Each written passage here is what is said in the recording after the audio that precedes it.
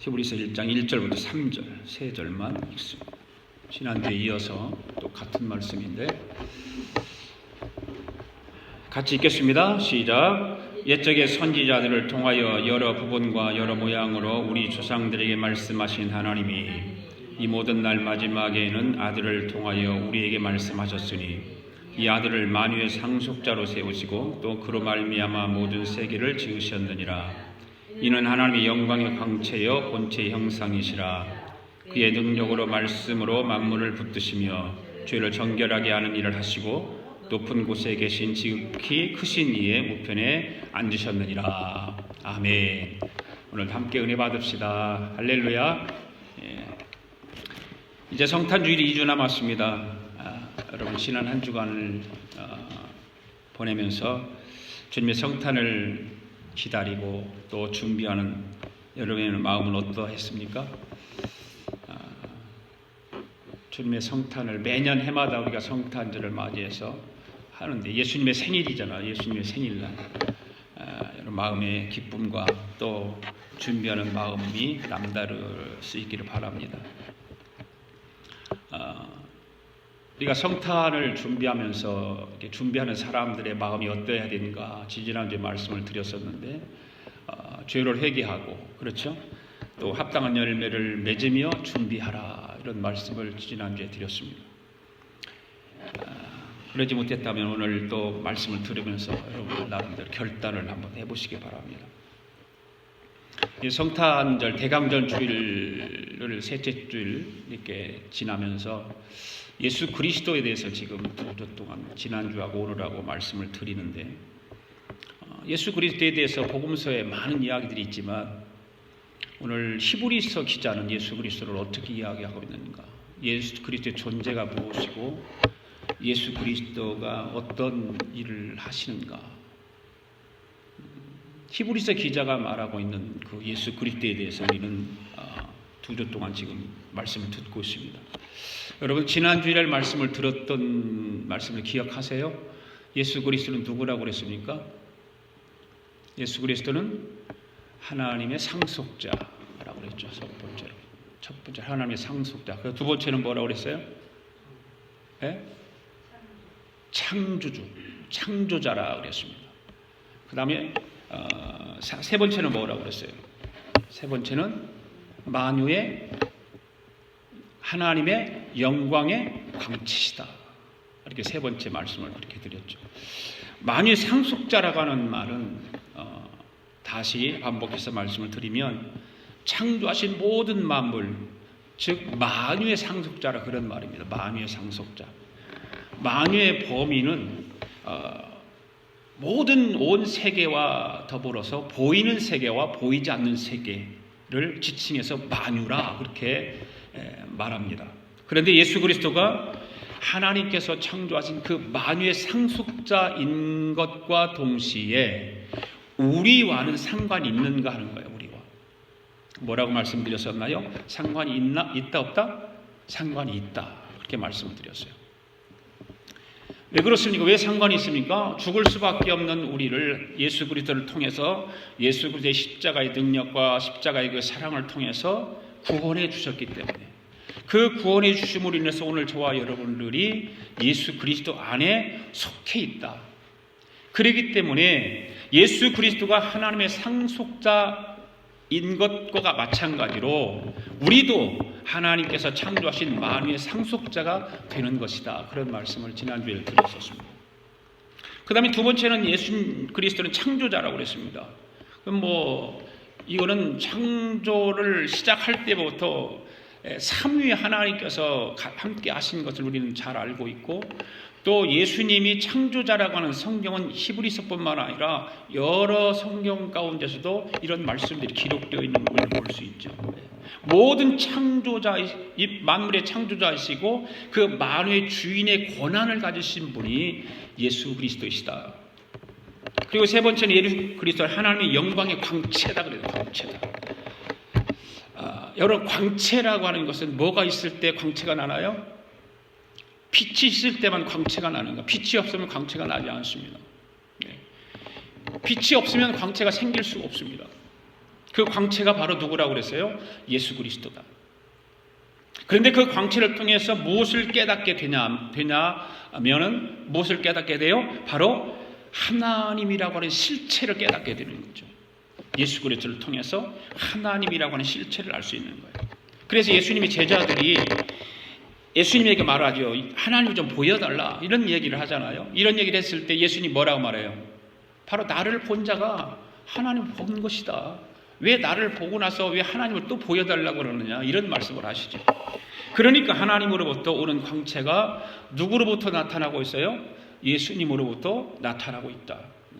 그 예수 그리스도를 통해서 무엇으로 나타나냐? 빛으로 나타나고 있다는 거예요. 그리고 예수님을 빛이다. 그렇게 요한복음에서 표현하죠. 빛이다. 예수 그리스도가. 여러분 안에 지금 예수 그리스도 정체가 있습니까? 광채가 있습니까? 여러분 안에 예수 그리스도 광채가 있냐 그 말이에요. 하나님의 영광의 광채가 예수 그리스도를 통해서 나타나듯이 바로 오늘 하나님의 말씀을 듣는 여러분 마음속에 예수 그리스도의 영광의 광채가 드러나게 되기를 바랍니다. 영광의 광채가 여러분 삶을 통해서 여러분의 생각을 통해서 여러분의 모든 삶을 통해서 예수 그리스도의 광채가 드러나야 되는 거예요. 자, 오늘은 네 번째입니다. 네 번째 예수 그리스도는 하나님의 본체의 형상이다. 같이 해봅시다. 예수 그리스도는 하나님의 본체 형상이다. 예수 그리스도는 하나님의 본체 형상이다. 3절 상반절 읽습니다. 시작. 이는 하나님의 영광의 광채여 그 본체의 형상이시라. 여러분 예수 그리스도는 하나님의 그 영광의 광채이실 뿐만 아니라 본체의 형상이다 이렇게 말씀하고 있어요. 히브리서 기자가. 그렇다면 저와 여러분들은 누구의 형상을 닮았나요? 누구 형상으로 우리는 지음받았나요? 하나님의 형상으로 지음받았. 분명하죠? 여러분 믿죠? 하나님의 형상으로 우리는 지음받았습니다.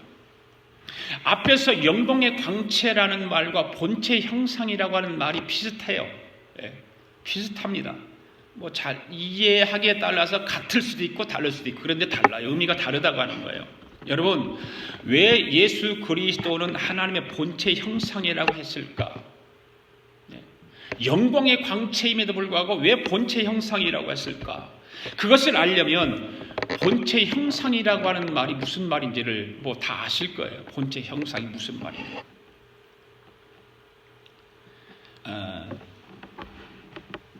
자, 여기 이 물이 들어있는 물병을 똑같이 만들기 위해서 어떻게 해야 될까? 이 본체에게 본체. 이 본체를 만들기 위해서는 어떻게 해야 될까요? 제일 먼저 뭐를 만들어요? 이 물병을 만들기 위해 틀을 만들게 해요. 틀. 물병의 틀을 만들어요. 이 틀을 만들어서 그 틀 속에다 그 어느 물체를 집어 넣으면 똑같은 병이 나와요. 그렇죠? 이것이 거기에 이물질이 들어간다든가 잘못되면 본체 형상이 안 되는 거죠. 똑같이 되지가 않아요. 될 수가 없어요. 그게 똑같이 돼야 되는 거예요. 그게 본체 형상인 거예요. 진호가 돌 전에 사진을 찍었잖아요. 돌 전에 사진을 찍어 제가 한국에 있는 조카들에게 그 사진을 보냈어요. 사진을 보냈더니 딱 보더니 딱 하는 말이 조카들이 하는 거예요. 기현이 닮았네요. 그러는 거예요. 기현이하고 똑같네요. 이런 얘기를 해요. 그 아버지 닮았다는 얘기 아니에요. 그 닮았다는 말을 요즘 뭐라고 그러죠? 닮았다라고 하는 말은 뭐라고 또 표현하잖아요. 뭐 찐빵이다라고 말도 쓰고 그렇죠? 또 무슨 말을 써요? 인감도장이다 그런 말도 쓰고. 그 성경에 보면 스탬프라 이런 말을 스탬프. 스탬프다. 어떤 자녀들은 그 부모의 모습만 닮은 것이 아니라 어떤 자녀는 성격까지도 닮았어요. 성품까지도 닮았어요. 생각하는 것까지 부모를 닮은 자녀들도 있어요. 여러분 예수 그리스도가 바로 그러한 하나님의 본체시다 그 말이에요. 본체 형상이다. 모습도 성품도 사역도 본질이 하나님이시다는 거죠. 할렐루야. 네. 여러분 아마 사람마다 키가 없는 사람은 한 사람도 없어요. 다 모든 사람이 키를 가지고 다녀요. 예, 자동차 키든 또 집 키든 두 개는 의무적으로 다 가지고 다녀요. 그런데 혹시 이제 키를 잃어버릴까봐 이거를 이제 스피어 키를 다 만들잖아요. 다들 다 만들어요. 요즘은 이거는 뭐 자동으로 돼 있어요. 갖다 기계를 딱 꽂으면 알아서 다 깎아줘요. 그래 너무 편리해요. 옛날에는 사람이 다 이렇게 했는데 지금은 뭐 기계로 해서 너무 쉬워요. 그래 키를 다 새로 스피어 키를 맞춰가지고 자동차를 시동을 걸었는데 안 걸린단 말이에요. 집을 열려고 키를 딱 꽂아서 여는데 안 열리는 거예요. 왜 그럴까요? 잘못된 거예요. 본 키대로 되어 있지 않기 때문에 열리지도 않고 시동도 안 걸리는 거예요. 네. 똑같아야 원키와 정말 정밀하게 똑같아야 시동이 걸리게 되어 있고 내 집의 문을 열고 들어갈 수 있는 거예요. 그 원키의 구실을 한다 그 말이에요. 똑같아야. 우리 예수님은 하나님의 본체 형상입니다.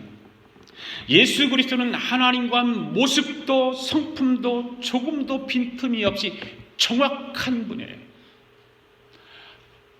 전혀 빈틈이 없어요. 그리고 그래서 본질이에요. 하나님의 본질이 예수님이에요. 예수님의 본체 형상이 바로 하나님이에요.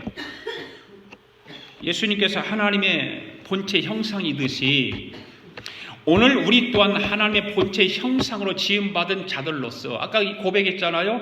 하나님의 형상으로 지음받았다. 다 아멘하고 그걸 믿고 있어요. 그런 지음받은 자들로서 우리 인생의 삶 가운데 풀어가야 하는 것이 오늘 저와 여러분에게 주어진 숙제라. 하나님의 본체 형상으로 지음받은 우리가 이 세상에서 어떻게 살아가야 될 것인가? 이게 숙제예요. 모든 신앙인들에게 이 숙제예요. 이 숙제를 안고 우리는 신앙생활을 하고 있는 거예요. 어떻게 하면 하나님의 본체 형상으로 이 땅에 살아가야 될까? 어떻게 하면 그 하나님의 본체 형상을 내 삶을 통해서 똑같이 드러낼 수 있을까? 이거 숙제란 말이에요.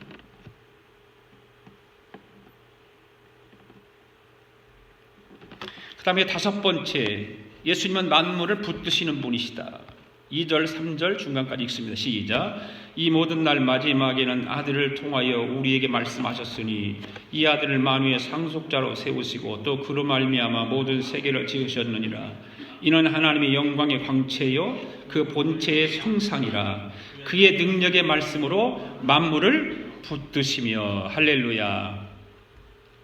여러분, 예수님께서 만물을 붙드시는 분이세요. 할렐루야. 오늘 말씀의 3절 말씀에 분명히 말하고 있죠. 예수님이 만물을 붙드시는 분이다. 여기서 예수님이 말씀을 붙드신다라고 하는 말은 무슨 뜻일까? 만물을 예수님께서 붙드신다라고 하는 말은 하나님께서 만물을 창조하시고 우리 인간들에게 그 경영을 던져주시면서 한번 해보아라가 아니라 그냥 무턱대고 우리 인간들에게 만물을 던져주고 너희들 한번 마음대로 해봐라가 아니에요. 그 경영의 한복판에 함께 경영을 이루어 가시는 분이 누구냐면 예수 그리스도라는 거죠. 예수 그리스도. 그래서 예수님을 이 땅에 그리스도를 보내주신 거예요. 하나님께서. 고린도전서 4장 1절 말씀 한번 봅시다. 같이 한번 읽어볼까요? 시작. 사람이 마땅히 우리를 그리스도의 일꾼이요 하나님의 비밀을 맡은 자로 여길지어다. 자, 아멘. 여기서 비밀이라고 하는 말이 있습니다. 비밀이라고 하는 말이 나오는데 비밀이라는 말은 무슨 말일까? 어느 성경에 보면 하나님의 경영을 실질적으로 맡겼다 그래요. 그 말이에요. 비밀이라고 하는 말이. 여러분, 하나님이 이 경영을 누구에게 맡기셨을까라고. 누구에게? 바로 저와 여러분, 우리 모두에게 맡기셨어요. 할렐루야. 이 하나님의 경영을 오늘 저와 여러분에게 맡겨주신 거예요. 맡겨주셨는데, 그런데 하나님께서 우리에게 맡겨주시기는 하셨는데 하나님은 우리의 속성을 너무나도 잘 알고 계세요. 감당을 못하는 거예요. 맡기기는 하셨는데 우리 속성을 너무 잘 알아. 그래서 감당을 못해. 우리의 속성을 보면 어때요? 여러분들 속성을 가만히 보면 너무나도 연약하고 이기적이고 죄성이 많고 게으르고, 이런 모든 우리의 속성을 누가 잘 알아요? 하나님이 잘 알아요. 너무너무 잘 알아요. 우리의 자질과 우리의 모든 행동과 우리의 생각과 마음을 다 잘 아시는 하나님께서 이것을 누구와 함께 경영을 하도록 만들어 주시냐면 바로 예수 그리스도와 함께 만들어 가도록 하기 위해서 이 경영을 계획하셨다.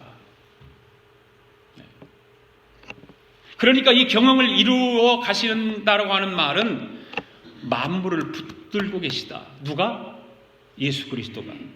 예수 그리스도가 만물을 붙들고 계시는 거예요. 그래서 예수님이 우리와 함께 이 만물을 경영해 나가시는 거예요.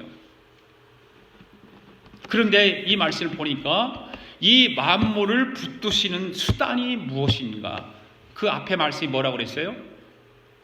능력의 말씀으로 붙드신다, 이런 말씀이죠. 네. 능력의 말씀으로 무엇을 붙드신다고요? 뭘 붙들어요? 대답 좀 해봐요. 왜 보면서 대답도 안 해요? 만물을 붙드신다. 능력의 말씀으로 만물을 붙드신다. 여러분, 성경책이 무슨 책입니까? 성경책 무슨 책이죠? 하나님이 만물을 경영하는 경영학 책에 이겼어요. 성경책입니다. 하나님께서 만물을 만들어 가시는 경영학 책이 성경책이에요. 그런데 이 성경책 안에 기록된 하나님의 경영학은 우리 인간들에게 어떻게 하면 잘 먹고 잘 입고 잘 마시고 성공하는 데 있지 않다. 우리가 잘못하면 하나님의 말씀이 기록되어 있는 성경책이 우리는 그렇게 이해하기 쉬워요. 잘 먹고 잘 살고 잘 입고 성공하고 내 자녀들이 좋은 대학 가고 내 자녀들이 이 세상에서 똑똑하게 자라고. 그런데 성경에는 하나님의 경영에는 그런 것이 아니에요. 그럼 무엇에 대한 하나님의 경영이 담겨져 있을까? 그건 오직 하나님의 계획, 하나님의 뜻을 이루어 가는 거예요. 그러면서 그것이 성취되기까지 하나님은 원하세요. 하나님의 계획과 하나님의 그 뜻을 이루어 가는데 하나님이 그것이 성취되기를 원하세요. 그 내용들이 이미 구약 성경에는 다 기록되어 있잖아요. 이미 구약 성경에 다 기록되어 있는데 구약 성경에는 그걸 온전히 이루지 못했다. 이루지 못한 거예요. 구약 성경에. 그 최종적인 완성을 이루기 위해서 하나님은 어떻게 하시냐 그 말이에요. 어떻게 하시느냐. 바로 그래서 예수 그리스도를 이 땅에 보내신 거예요. 아멘. 하나님의 그 경영을 이루기 위해서 예수 그리스도를 이 땅에 보내신 거예요. 또한 저와 여러분들을 어떻게 경영해 가시는가를 설명이 어디에 기록되었는가를 우리는 알아야 돼요. 바로 그것 또한 성경책이다. 하나님 말씀이 기록된 성경책이다. 하나님께서 예수 그리스도를 보내시고 그 최종적인 완성자가 누구인가? 바로 예수 그리스도인 거예요. 바로 그 성경책에 기록되어 있습니다. 여러분, 그런데 이 세상을 보면 하나님의 이러한 경영을 무너뜨리기 위해서 세상은 온갖 수단, 온갖 방법을 다 동원해서 이거를 방해해요. 온갖 역사하는 거예요. 세상은요. 가만히 세상 보세요. 하나님의 그 경영을 이루기를 위해서 많이 예수 그리스도를 보내시고 우리를 동원해서 일하시기를 원하시는 세상은 반대편에 서서 그거를 방해하는 거예요. 그런데 그래서 이 만물을 붙들고 계시다라고 하는 말이 바로 그 말이에요. 최종적으로 하나님께서 경영을 이루실 아들, 그 예수 그리스도를 통해서 세상이 방해하고 세상이 적대하고 있지만 그 예수 그리스도가 만물을 붙들고 계시다 그 말이에요. 그러니까 이 만물을 붙들기 위해서 그 한복판에 누가 계세요? 예수님이 계세요. 예수님. 아멘. 예수님이. 그 한복판에 또 누가 있어요? 예수님과 더불어서 바로 여러분이, 저와 여러분이 그 한복판에 예수님과 더불어서 만물을 붙들고 있다 그 말이에요. 할렐루야. 하나님은 예수 그리스도와 저와 여러분들로 하여금 이 만물을 붙들고 있도록 하나님이 계속해서 섭리하시고 역사하세요. 이런 하나님의 만물에 대한 경영을 보면서 하나님 저와 여러분들을 위해서 동행하신다는 사실을 기억하시길 바랍니다. 아멘. 하나님은 항상 동행하세요. 그 만물을 붙들고 있기를 원하시기 때문에 하나님의 경영을 이루기 위해서 예수 그리스도와 더불어서 만물을 붙들고 있는 저와 여러분들과 항상 동행하세요. 여러분, 만물을 붙드시는 분이 누구라고요? 누구라고요? 예수 그리스도. 그 만물을 붙드시는 것이 뭐라고요? 하나님의 능력의 말씀. 하나님 말씀. 하나님 말씀하신 대로 하나님의 경영을 풀어가시는 것입니다. 아멘. 그 중심에 누가 서 있느냐? 바로 예수 그리스도와 저와 여러분이다라는 거죠. 저와 여러분. 그 다음 6번째입니다. 예수 그리스도는 죄를 정결케 하시는 분이시다. 3절 읽습니다. 시작. 이는 하나님의 영광의 광채시요 그 본체의 형상이라 그의 능력의 말씀으로 만물을 붙드시며 죄를 정결하게 하는 일을 하시고. 아멘. 여러분, 저와 여러분의 죄를 정결하게 하시는 분이 누구라고요? 예수 그리스도. 예수 그리스도. 그렇다면 예수 그리스도께서 어떻게 우리의 죄를 정결케 하시는가? 어떻게 하십니까? 무엇을 통해서? 십자가를 통해서. 십자가를 통해서. 우리 죄를 정결케 하는 방법은 한 가지밖에 없어요. 십자가를 통해서. 여러분, 오늘 우리가 인생을 살아가는 데 있어서 신앙인으로서 하나님의 창조 경영에 제일 방해가 되는 것이 무엇이라고 생각하세요, 여러분들? 앞에 보세요. 앞에 보세요. 무엇이라고 생각하세요? 하나님의 경영을 이루어가는 일에 방해되는 것이 뭐예요, 여러분에게는? 죄죠, 죄. 죄가 방해하는 거예요, 죄가. 우리 안에 자리 잡고 있는 죄가 우리 인생을 망가뜨리는 거예요. 우리의 신앙도 무너지게 만드는 원인이 되는 거예요, 죄가. 여러분들이 인생을 살아가는 데 있어서 가장 힘든 것들이 무엇입니까? 가장 힘든 것이 무엇이고 힘들게 하는 것이 무엇입니까? 누가 여러분들을 가장 힘들게 합니까? 무엇이 여러분들의 인생의 삶의 걸림돌이 되고 있습니까? 무엇입니까, 도대체? 나름대로 다 힘들게 하는 것들이 있겠죠? 나름대로 걸림돌들이 다 있겠죠? 다 있어요, 다. 목회를 하는 저에게도 힘들게 하는 것들이 있어요. 걸림돌이 있어요. 있어요. 목회자 친구들과 저는 자주 만나는 편이에요. 자주 만나서 교제하고 대화하고 목회 현장에서 일어나는 일들 이야기 나누고 함께 기도도 하고. 그러니까 이게 목회자들하고 같이 대화를 하는 그런 내용들을 보면 목회자들은 뻔하잖아요. 교회에 어떻게 부흥시키느냐, 힘든 일은 없냐, 이런 얘기를 물어보고 답하고 하죠. 뭐가 목회하는데 제일 힘든가? 그런 질문을 해보면 다 교인들에게 다 돌려요. 안수 집사가 힘들게 한다. 부교육자가 걸림돌이다. 또 교회 안에 사무하는 사무원들이 너무 힘들게 한다.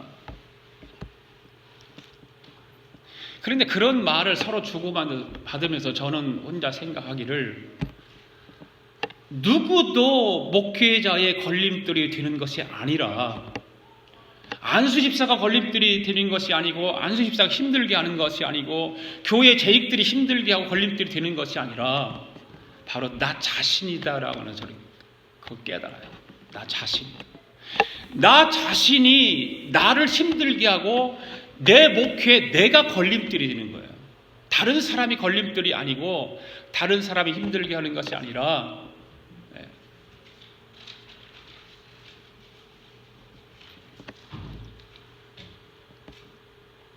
여러분 그렇지 않습니까? 여러분들이 인생 속에서 살아가는 데 있어서 신앙생활하는 가운데서 누가 여러분을 힘들게 하고 여러분들의 삶에 걸림돌이 되는 것이 누가 힘들게 하는 것이 아니라 바로 나 자신이 아닌가.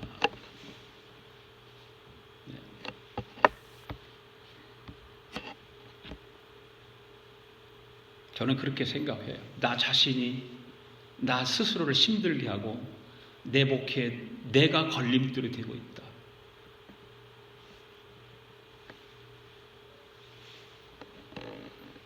여러분, 하나님이 저와 여러분을 향하신 하나님의 목적도 바로 거기에 있다는 사실을 우리는 알아야 돼요. 하나님은 우리 인생길에 있어서 수많은 과제들을 우리들에게 맡기세요. 부여해 주세요. 왜 하나님께서 우리 인생들에게 과제를 맡길까? 그런 과제들을 붙들고 끙끙거리고 왜 그렇게 맡겼을까? 그런데 하나님께서는 끙끙거리라고 맡겼을까요? 힘들으라고 맡겼을까요? 그렇지 않죠. 그 과제를 붙들고 끙끙거리면서 공부하는 학생이 공부 숙제하는데 막 노력을 끙끙거리고 힘들게 풀리지도 않고 수학 문제 풀리지도 않는데 끙끙거리고 씨름하다 보면 결과적으로 그 학생은 공부를 잘하게 되고 성적도 올라가게 되잖아요. 끙끙거리지 않으니까 성적이 안 올라가고 그런 것이지, 끙끙대고 그것과 싸우면 그 과제를 맡기는 사람을 생각하면서 그 목적을 이루기를 힘쓰면 결국 이루어가는 거죠. 내 인생을 힘들게 하고 내 삶의 걸림돌이 되게 하는 것은 내 안에 도사리고 있는 뭐예요? 죄예요, 죄. 내 안에 도사리고 있는 죄. 우리는 그걸 알아야 돼요. 그러면 그 죄를 해결해야 되지 않을까요? 그렇잖아요. 왜 끙끙거리고 힘들고 걸림돌이 되는 그 내 자신이 그건데 그거를 해결하지 않고 살아가냐 그 말이에요. 해결해야 되잖아요. 그 죄를 해결하기 위해서 어떻게 해야 될까요? 그 죄를 해결하기 위해서 저와 여러분은 어디로 나가야 할까? 바로 십자가 앞으로 나가는 거예요. 방법이 없어요. 십자가 앞으로 나가서 내 죄를 회개하고 구원에 이르도록 힘써야 됩니다. 우리가 잘 알고 기억하는 성경 속의 이야기가 하나 있잖아요. 베드로 생각해 보세요. 베드로는 어떤 사람인가요, 여러분? 베드로의 고백 잘 알잖아요. 베드로의 고백은 뭐예요? 유명한 거, 예수님도 막 박수 쳤던 베드로의 고백은 뭐예요? 주는 그리스도시요 살아계신 하나님의 아들이십니다. 이 고백이잖아요. 예수님 박수 쳤어요, 박수. 그런데 예수님이 베드로에게 내가 얼마 안 있으면 나 십자가에 죽는다, 그 얘기를 하세요. 그 베드로가 뭐라고 그래요? 펄쩍 뛰잖아요. 무슨 말씀입니까? 예수님 절대 그러시면, 선생님 그러시면 안 됩니다. 그럴 수 없습니다. 막 기리기리 뛰면서 반대하죠. 그때 예수님께서 베드로에게 뭐라고 말씀하세요? 그렇죠. 사탄아, 내 뒤로 물러가라. 너는 나를 넘어지게 하는 자로다. 이렇게 얘기하세요.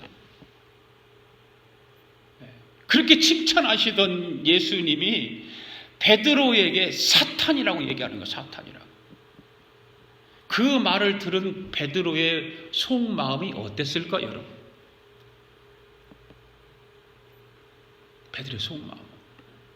자기가 생각하고 지금 상상하고 있는 것이 들통났다고 생각하지 않을까요?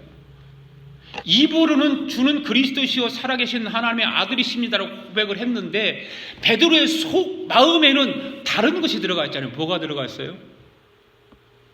예수님이 왕으로 이 땅에 왕으로 계시면 한 자리는 자기 달라고 그랬잖아요.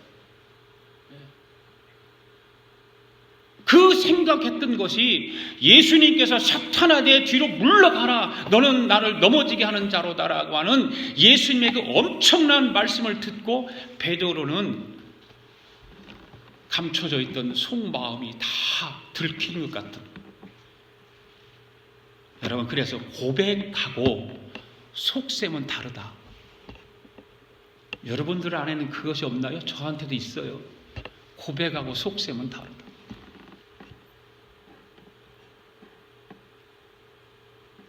그렇지 않습니까? 베드로가 추구하고 있던 것은 고백하고는 완전히 달랐습니다. 베드로가 추구하는 것은 뭐였어요? 이 땅에서의 자랑이었어요. 이 땅에서의 영광스러움이었어요. 사랑하는 교우 여러분, 오늘날 우리의 삶 가운데 어떠한 것도 예수님의 대속의 죽음을 향해 가는 길을 막는 자는 바르지 못하는 거예요. 막아서는 안 되죠. 우리 인생이 살 뿐만 아니라 그것이 만약에 교회라면 교회가 예수님의 대속의 죽음을 막는 일을 한다면 그 교회 또한 제거되어야 마땅하지 않을까요? 예수님께서 이 땅에 오신 가장 핵심적인 가치는 바로 죄를 제거하는 거예요. 죄에 대해서 제거하는 거예요. 예수님의 오신 목적이에요. 여러분 예수님 누구예요? 죄를 정결하게 하시는 분이십니다. 아멘. 죄를 정결하게 하십니다. 그렇다면 오늘 우리도 죄에 대하여 정결하게 할 의무와 책임이 있다는 사실이에요. 아멘. 그렇죠. 네. 죄를 제거하는 일에 핵심 가치를 두고 신앙생활을 해 나가야 하는 거예요. 할렐루야. 날마다 내 삶을 돌아보면서 그 죄를 제거하는 일을 우리는 해야 된다. 여러분 부부간에도 서로 토닥거리면서 살잖아요. 그렇죠? 안 토닥거리는 사람 어디가 있어요? 다 토닥거리면서 살지. 그런데 그 토닥거리면서 나의 실체를 발견하는 사람이 이기는 사람이에요. 예. 나의 실체는 다 그냥 감춰두고 하나님의 관심은 누구에게 있을까요? 유에게 있는 거 아니라 나에게 있는 건 미.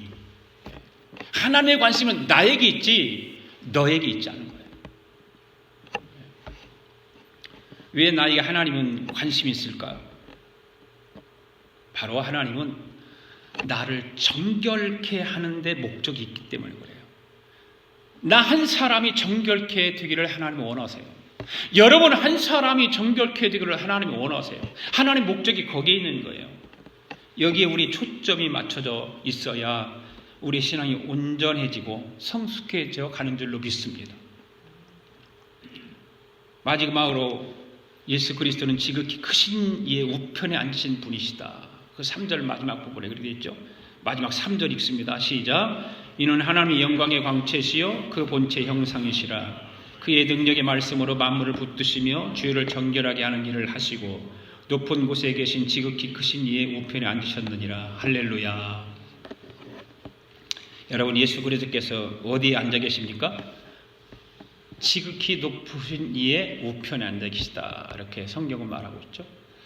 여기서 지극히 크신 이의 우편이라고 하는 것은 어디를 말하고 있는 걸까요? 바로 우리가 계시록에서 공부하듯이 하나님 보좌입니다. 하나님 보좌에 거기서 지금 좌정하고 계시다 말이죠. 좌정하고 계시다. 그렇다면 이 말씀은 무엇을 의미하는 것일까? 바로 예수 그리스도의 최종적인 그림을 미리 보여주는 거다. 최종적인 목적, 최종적인 그림이 하늘 보좌에 좌정하고 계십니다. 우리의 최종적인 목적이 어디예요? 하늘나라 예수님과 함께 보좌에 하나님을 찬양하는 일이에요. 그러니까 오늘 저와 여러분들에게 지금 여기가 여러분들의 최종 목적지입니다 하고 히브리서 기자가 말씀해 주고 있는 거예요. 바로 이곳이 여러분의 삶의 최종적인 목적지다라는 거예요. 목적지다. 자, 시편 110편 1절 말씀 한번 구약성경 읽어봅시다. 시편 110편 1절 시작. 여호와께서 내 주에게 말씀하시기를 내가 내 원수들로 내 발판이 되게 하기까지 너는 내 오른편에 앉아 있으라 하셨도다. 이게 바로 이 말씀 무슨 말씀일까요? 이 말씀은 전쟁하고 연결시키는 말씀이에요. 전쟁하고. 한 나라의 왕이 있어요. 그런 다 장군들을 시켜서 전쟁터에 전쟁을 치르게 해요. 피비린 나는 전쟁을 통해서 승리하고 돌아와요. 승리하고 돌아오면 왕이 어떻게 할까요? 그 승리한 장군을 불러다 왕의 좌편 우편에 앉히는 거죠. 승리하고 돌아온 장수들에게. 그렇죠? 자, 그러면 신약에서는 뭔 말씀하고 있나? 마가복음 16장 19절 보세요. 시작. 주 예수께서 말씀을 마치신 후에 하늘로 올려지사 하나님 우편에 앉으시느니라. 아멘. 이 말씀은 최종적 승리자의 완성된 모습을 지금 말하고 있잖아요. 그렇죠? 네. 그런데 마가복음에서 하나님 우편에 앉으시느니라고 하는 말씀을 보면서 그 앞에 하늘로 올라갔다고 했습니까? 올려졌다고 했습니까? 네? 뭐라고 했어요? 올라갔다고 되어 있어요? 올려졌다고 되어 있어요? 올려졌다. 그렇죠? 올려졌다고 되어 있죠. 하늘로 올려지셨습니다. 그럼 하늘로 올려지도록 한 분은 누구냐 그 말이에요. 누구예요? 아버지 하나님이죠. 네. 하나님께서 올려지도록 하신 거예요. 그러면 하나님께서 예수님을 그냥 하늘로 올려지도록 하셨을까요? 그렇지 않죠. 뭐 한 일이 있을 거 아니에요. 그냥 무턱대고 뭐 그냥 올려지시게 하지 않잖아요. 장군이 피비린 나는 전쟁터에서 승리하고 돌아왔을 때 왕의 자리에 좌편과 우편에 앉게 한 것처럼 예수님이 올리셨다고 하는 것은 분명히 예수님이 하나님께서 예수님이 올리셨다고 하는 것은 분명히 예수님이 이 땅에서 하신 일이 있다고 말해요. 그렇죠. 그러니 우리를 생각해야 돼요. 어떤 일들을 하셨을까? 그 모든 과정들이 마가복음 16장에서 생략이 됐고 그냥 다 마친 후에 하늘로 올려지사 하나님 우편에 앉으셨다. 이렇게 말씀만 하고 있어요. 여러분 무엇이 생략되었다고 생각하세요? 무엇이 생략되었어요? 다 알아요. 이거는 다 여러분들. 예수님의 사역이 뭐예요? 바로 십자가의 사건 아니에요. 십자가의 모든 고통과 모욕과 저주와 부끄러움과 치욕을 겪은 것들이 다 생략되어 있는 거 아니에요? 다 생략되어 있어요. 십자가의 죽음도 생략되어 있습니다. 부활의 승리도 생략되어 있습니다. 마지막 그림만 설명이 되어 있잖아요. 하늘 보좌 우편에 앉아 계십니다. 오늘 우리가 알아야 할 것은 여기에 이러한 기록이 생략되었지만 그 내용들은 실제로 존재했었다, 존재하지 않았었다. 뭐예요? 실질적으로 존재했었다. 예수님의 십자가 사건은 실질 사건이다. 가상이 아니라 꾸며낸 말이 아니라 실질적인 사건이었다. 예수님은 무한한 존재이십니까? 유한한 존재이십니까? 무한한 존재이시죠. 예수님은 무한한 존재세요. 그런데 육신의 몸을 입고 이 땅에 오셔서 무한한 존재가 유한한 존재로 살아가는 거예요. 살아가는 거예요. 그 삶의 과정 가운데 펼쳐졌던 모든 예수님의 그 십자가의 사건에서 생겼던 고통, 모욕, 치욕적인 이 십자가, 이 모든 것들이 생략되었다는 말이에요. 생략되었다. 그렇지만 그러나 이 모든 것들을 승리로 이끌어내시고 결국 지금 어디에 계세요? 하늘 보좌 우편에 좌장하고 계시다. 그러면 여러분 누가 여기에 지금 함께 묶여져 있어요? 누가 하나님 보좌 우편에 앉아 계신 예수님과 함께 묶여져 있다고 생각하세요? 바로 저와 여러분이에요. 예수 안에 우리는 함께 묶여져 있는 사람들. 할렐루야. 아멘. 장차 주님과 왕노릇할 저와 여러분이 여기에 함께 묶여 있다는 거. 할렐루야. 이럴 때는 박수 막 쳐야 돼요. 그 영광스러운 일들이 예수 그리스도를 통해서 우리에게도 주어졌다라고 하는 사건. 오늘날 우리는 이 땅에서 징징거리면서 험난한 경쟁 가운데 여러 가지 억울함을 겪으며 살아가고 있지 않습니까? 이러한 일들을 어떻게 극복하며 하나님의 백성으로 믿음의 사람으로 살아갈 수 있을까? 성경의 요셉을 우리는 한번 생각해 볼 필요가 있어요. 요셉은 형들에게 미움을 받고 형들에 의해서 버려짐을 당하잖아요. 그래 구렁텅이에 빠뜨려졌는데 그 구렁텅이에 빠쳐진 요셉을 애굽의 상인이 그거를 요셉을 데려다가 팔아먹어요. 그렇죠? 집을 떠나게 되고 형들은 죽으라고 그런 일을 벌린 거예요.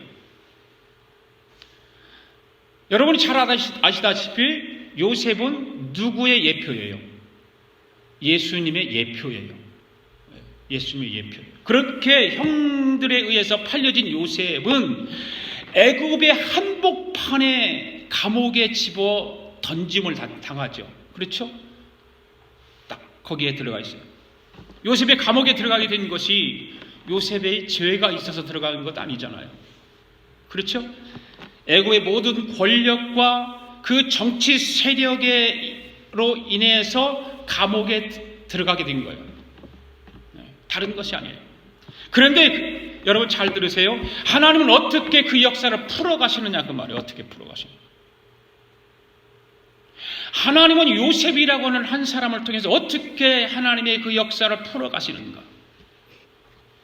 우리는 하나님의 그 오묘하고 신묘망측한 하나님의 전능함을 우리는 볼 수 있어요.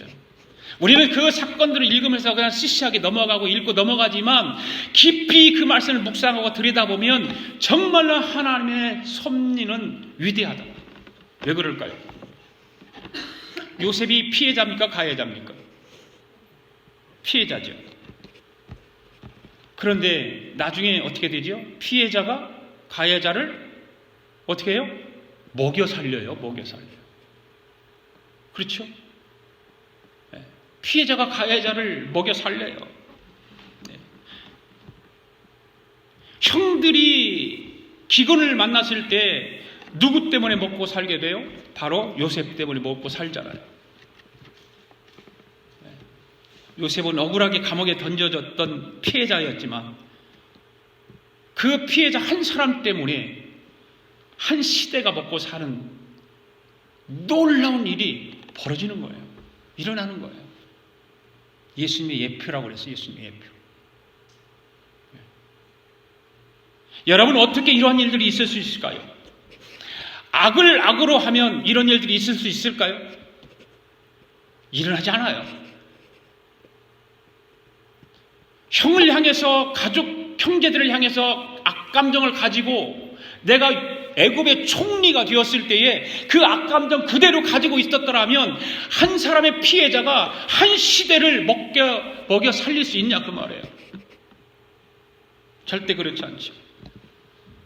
나의 오른뺨을 누가 때리면 나도 그 오른뺨을 때린다고 내가 시원해지겠느냐 그 말이에요.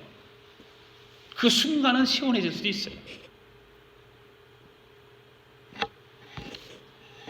갈라디아서 6장에 보면 우리가 선을 행하되 낙심하지 말지니 때가 이름에 어떻게 한다? 거둔다 이렇게 말하고 있어요. 때가 이름에 거둔다. 여러분 선이 무엇일까요? 선은 사랑이에요. 선은 사랑이에요. 사랑으로 이겨낼 때 우리의 가슴이 시원해지는 거예요. 할렐루야. 그렇죠? 사랑으로 대하면 시원해지는 거예요. 답답함이 없어지는 거예요. 하나님은 언제나 우리의 삶을 어디까지 요구하시는지 아십니까? 바로 십자가까지 끌고 가시는 거예요. 예수님은. 하나님은 우리를 십자가까지 끌고 가세요. 십자가까지. 십자가의 방법을 통하지 않고서는 안 되도록 되어 있기 때문에 하나님은 우리 모두를 십자가 앞까지 끌고 가시는 거예요.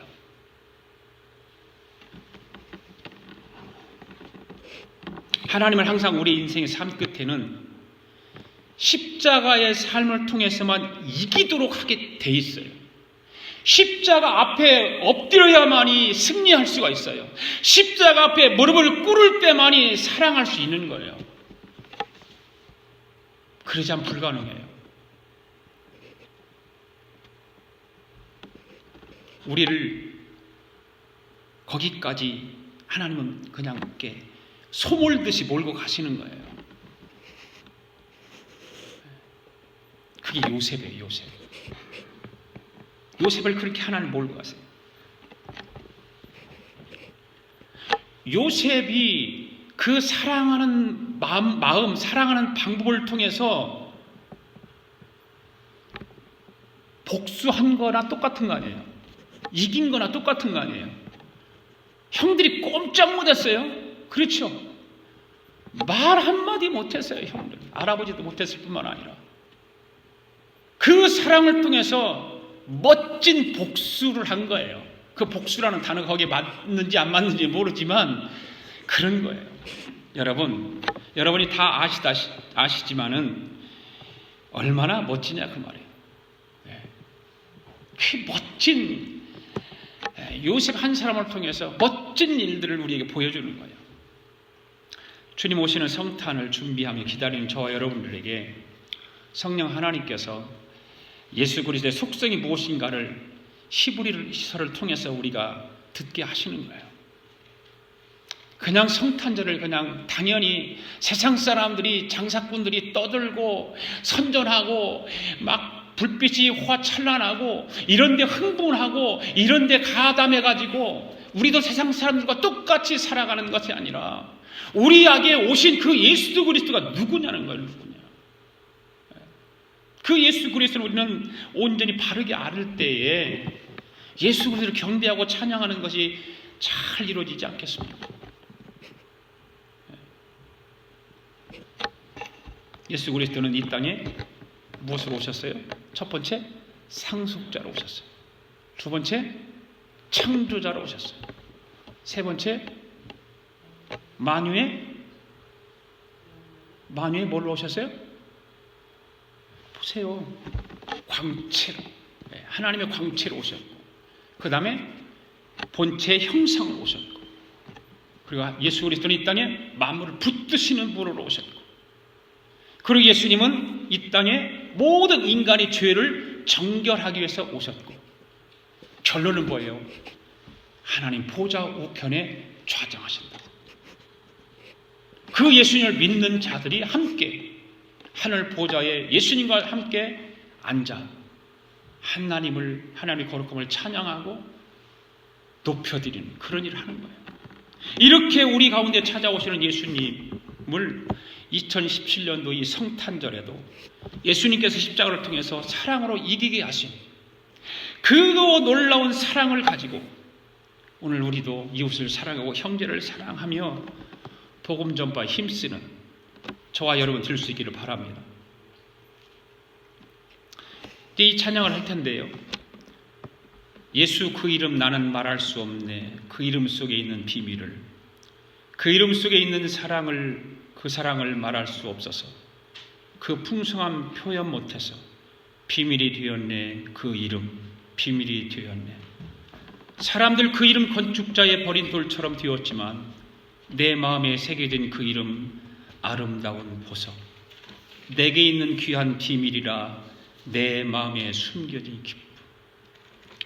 예수 그리스도의 그 이름, 함께 일어나서 찬양합시다.